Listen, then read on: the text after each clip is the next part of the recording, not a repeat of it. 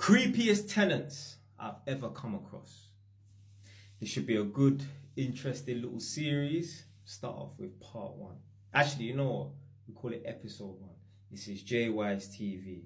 TV programs come in episodes, not parts. I've never heard anyone say, did you see that part of EastEnders yesterday? No, did you see that episode of EastEnders yesterday? So JY's TV, we come in episodes. So creepiest tenants I've ever come across. Didn't say maddest tenants, I said creepiest tenants. So I've been working in social housing for over a decade, met thousands of tenants. And every now and then you will come across a tenant who's not right in their head. You come across a tenant who's quite creepy and that. The sort of tenant that maybe you wouldn't want your girlfriend, if your girlfriend did your job, you wouldn't want her in this guy's house or this woman's house. So this one happened like 3 weeks ago, something like that. So I get the tenant's address and I get the tenant's number.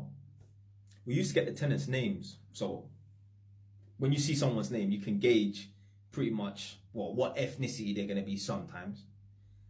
You can kind of gauge their age, and obviously you can gauge their gender.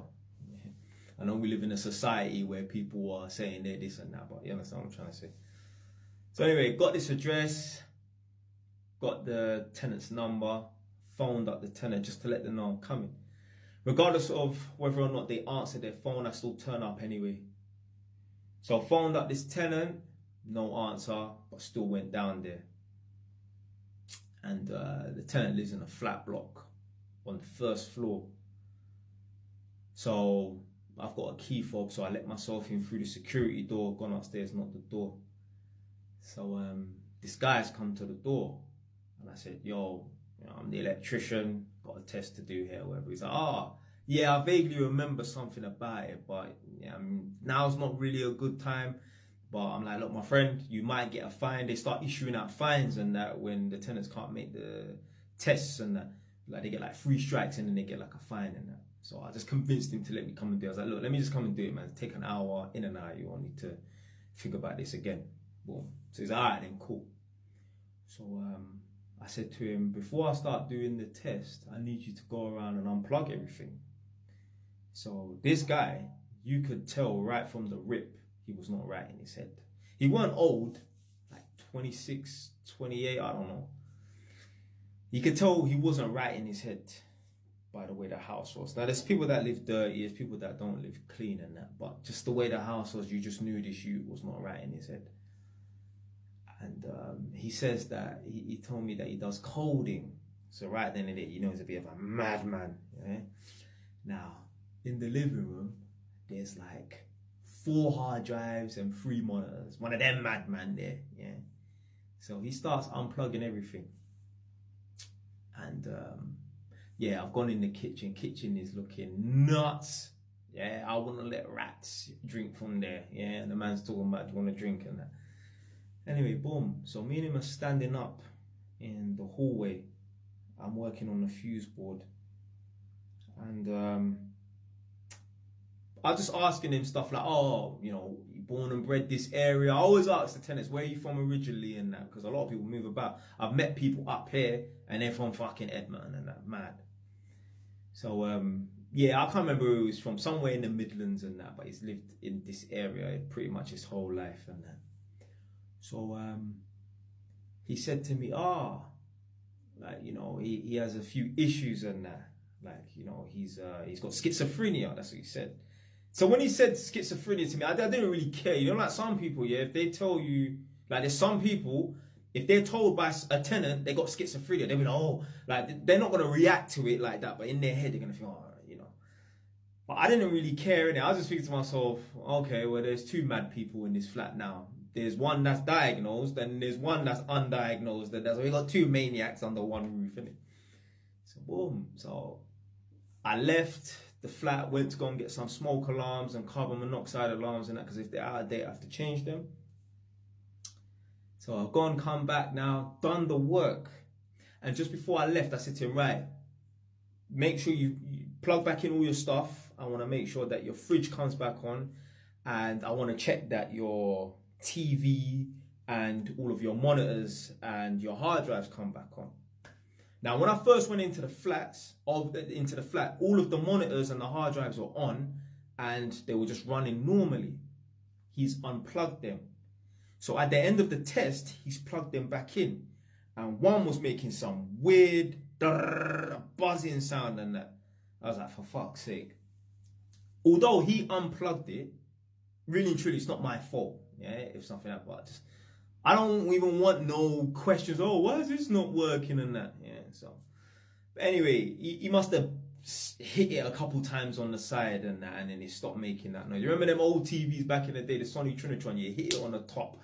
Yeah, if any of you lot who's all 30 years old and above and that remember doing that. Sony Trinitron or one of them old TVs, when they start acting up, you lick it on the top and it soon behave itself and that. So anyway, he stopped the noise and cool, that was it. So anyway, like I said, yeah, I phoned him, but he didn't answer. So when I was in the flat, I said to him, I actually phoned you en route, but you didn't answer. So he checked his phone and he was like, I didn't see no missed call. He's like, it must be my other phone. So I was like, alright then, cool. I was like, yeah, if you just see your number ended in such and such, you know, God forbid I say my number on this video, people will start trying to phone me and that, madman.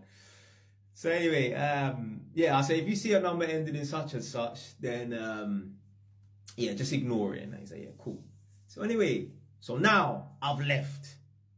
Got my stuff, jumped in my car, and drove off. Approximately about 7 or 8 minutes later, I'm making my way to my next job. 7 or 8 minutes later, I'm driving. I get a phone call from private number. So anyway, I just answered it. So anyway, he was like, hello, it's such and such from such and such address. You just worked at my flat.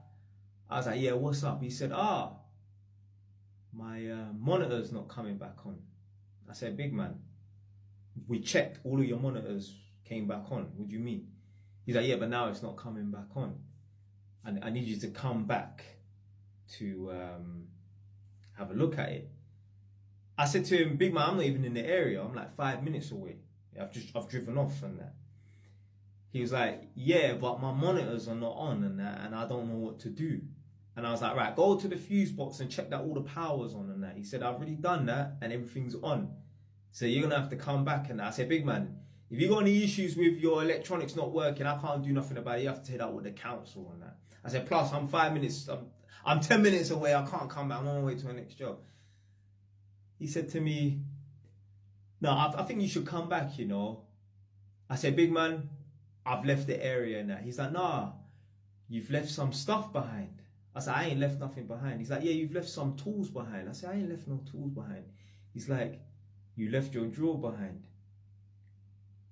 I looked back because obviously I use my car for work. The seats, I put the seats down. So when I'm in the driver's seat, I can look back and see all of my stuff in my car, you know, my tool bag and that. So he said, you left your drawer behind. So as I'm driving slowly, I turn back and there's a specific spot that I keep my drawer in, just a little box.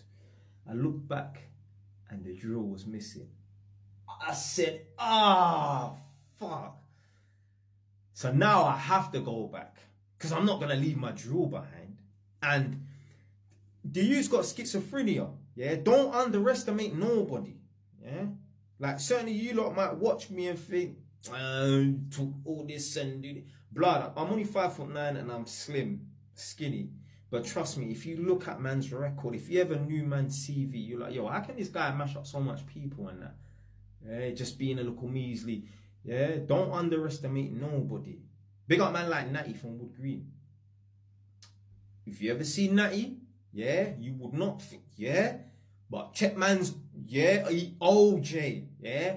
Natty from Wood Green is OJ, trust me. That's all I'm gonna say, yeah. And he don't look like the sort of person that's, you get me, yeah. So anyway, so don't underestimate nobody in that. Ask my neighbors, trust me, yeah. So anyway, so now I have to go back. And the thing about with people with schizophrenia as well, yeah, is obviously they have thoughts in their head and that, but they might not perceive things the right way. They might take things the wrong way. Yeah. So, you know, like when you leave someone's house, you're like, yeah, see you later. Now, these tenants, I'm not planning on seeing any of them later. So, some of the tenants, I do say, see you around, yeah, because I just know I'm going to bump into them, yeah, because I'm always in that area now. But, you know, you might just say to someone, see you around, see you later, and that. You're not planning on ever seeing them again. So, anyway, I said, so a man like that might think, well, why did he say see you later? Why did he slam the door? Why did the door slam when he left the flat? Like, was he coming back? A man might start having some mad thoughts in his head, yeah? So anyway, so now, I've had to drive back now because I'm going back from my Kia drill, yeah? So, I've driven back now. I'm driving fast. I'm like, fuck, man, I need to get in and get out. And pulled up.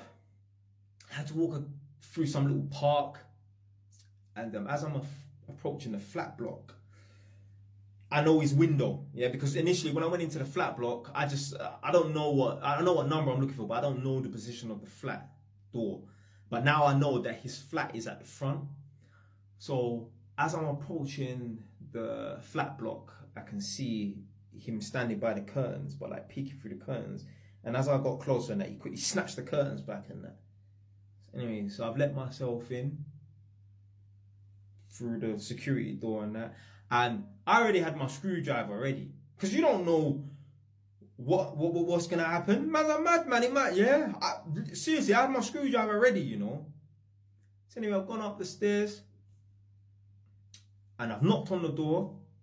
I just start hearing the bolts and the latches and that, and a man's opened the door, and I'm gonna continue and tell you what happened in the next episode. Stay away, it's done.